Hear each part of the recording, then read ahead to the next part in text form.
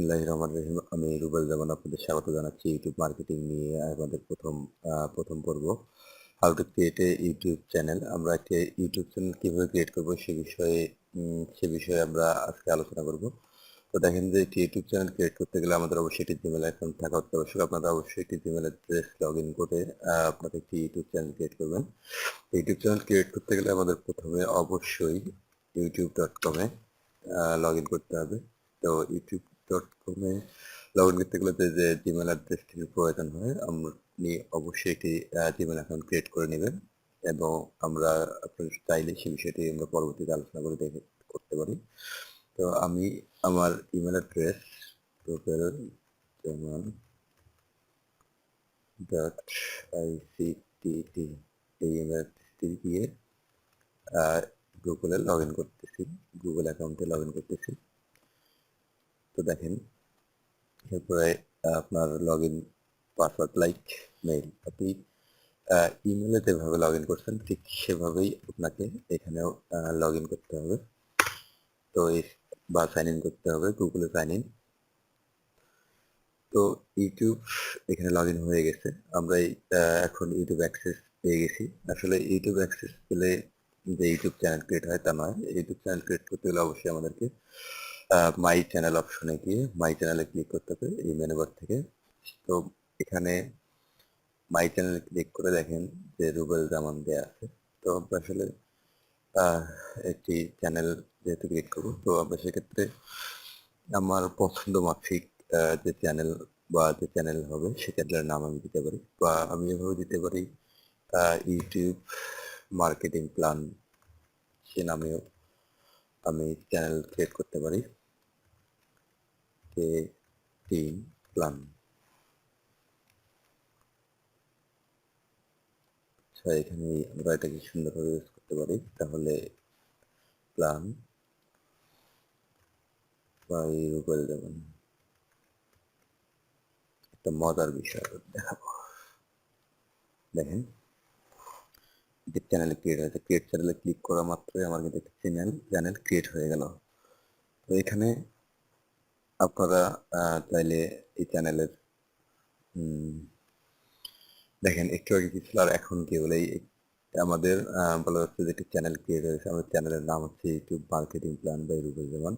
এখানে আপনি একটি চ্যানেলকে তকতকে রাখা অত্যন্ত গুরুত্বপূর্ণ ব্যাপার। ধরেন যে আপনি একটি শোরুম বা আপনি কোনো একটি পণ্য নিয়ে পণ্য বাজার মার্কেটিং করতে চান, সেক্ষেত্রে অবশ্যই আপনি যেখানে মার্কেটিং যে জায়গা থেকে মার্কেটিং করবেন সেটি যেন অবশ্যই পরিষ্কার পরিচ্ছন্ন হয় সেক্ষেত্রে, এবং আপনার পোশাক বা আপনার যে প্রোডাক্টটি হোক তার নিজস্ব কিছু ব্র্যান্ড থাকে। তো ব্র্যান্ড হিসেবে আমরা এখানে যে ফটোটি দেখতে পাচ্ছেন বা অ্যাভাটার দেখতে পাচ্ছেন, এই অ্যাভাটারে আমরা আমাদের একটি ফটো ইউজ করব। তো ফটো ইউজ করতে গেলে দেখেন যে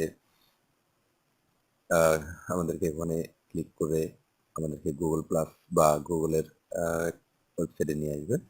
এখান থেকে আপলোড অপশনে ক্লিক করে আমি আমার ফটো ক্লিক করে আমি আমার প্রোফাইল পিকচারটি সেট করে নিতে পারি। সেক্ষেত্রে এই প্রোফাইল পিকচারটি আবার ইউটিউব বা অন্যান্য ডিভাইসেও সেট হয়ে যেতে পারে। এবং অত্যন্ত গুরুত্বপূর্ণ বিষয় হচ্ছে যে এই কাভার ফটোটাই আমি হয়তো বা এখন দেখাবো না, তবুও একটা বিষয় দেখাই যে কাভার ফটোর একটা নির্দিষ্ট মাপ আছে বা নির্দিষ্ট সাইজ আছে। আমি আপনাদের দেখাচ্ছি যে কিভাবে একটি কাভার ফটো সিলেক্ট করতে হবে। আসলে দেখেন যে একটি কাভার ফটো এমন পরিমাপে নিতে হবে যেন, দেখেন এত সুন্দর বিষয়টি কিন্তু এটা আমার এখানে সামনে আসবে না। কেন আসবে না এই প্রশ্নের উত্তর হয়তো বা আপনারা নিজেরাই পেয়ে যাবেন। আচ্ছা, যদি প্রশ্নের উত্তর প্রয়োজন হয় আমি ফটোটি সিলেক্ট করলাম, দেখেন কি আসতেছে। সরি আসলে আমার বলতে একটি অন্য বিষয়ে চলে গেছিলাম। আসলে এই যে album art, ad channel art বা অ্যাড অ্যালবাম আর্ট, এখানে ক্লিক করতে আবার দেখাই তাদের অ্যাড চ্যানেল আর্ট। এই অপশনটিতে আপনি এমন কিছু বিষয় উপস্থাপন করতে পারেন যা দেখে একজন ইউজার বা একজন দর্শক আপনার পছন্দ বা রুচির পরিচয় গ্রহণ করতে পারে।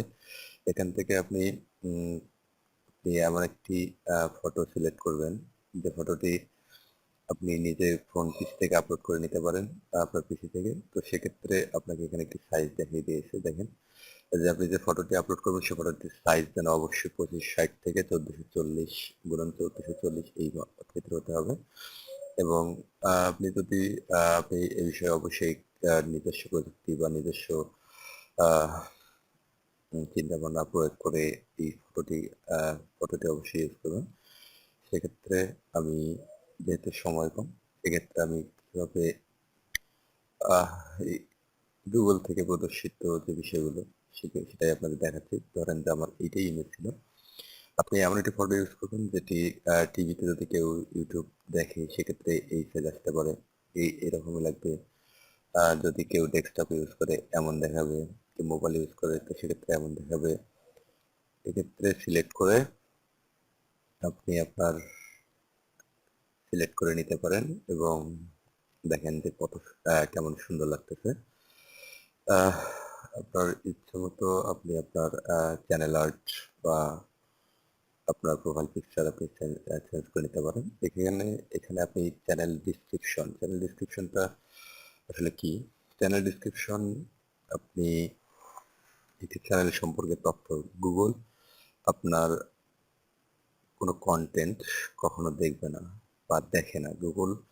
গুগলের যে রোবোটিক ফরম্যাট আছে সেখান থেকে তারা আপনার চ্যানেলে ব্যবহৃত যে ডিসক্রিপশন, ব্যবহৃত ডাটা, ব্যবহৃত ট্যাগ, ব্যবহৃত মেটা ট্যাগ যে বিষয়গুলো আছে এই বিষয়গুলো পড়তে পারে। Google text follower, text crawling করে বা টেক্সট খুঁজে বের করে।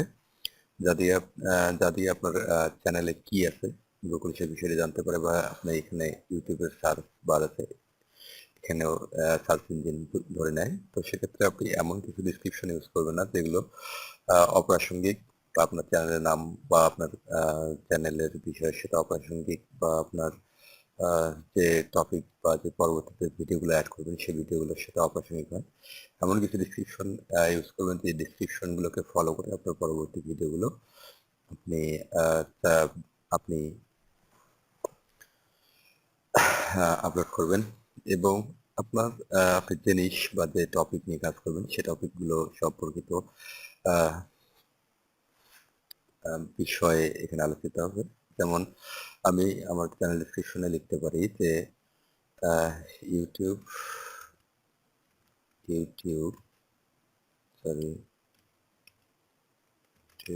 Marketing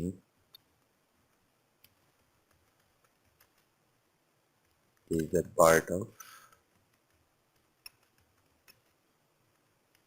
digital marketing. KEKING marketing.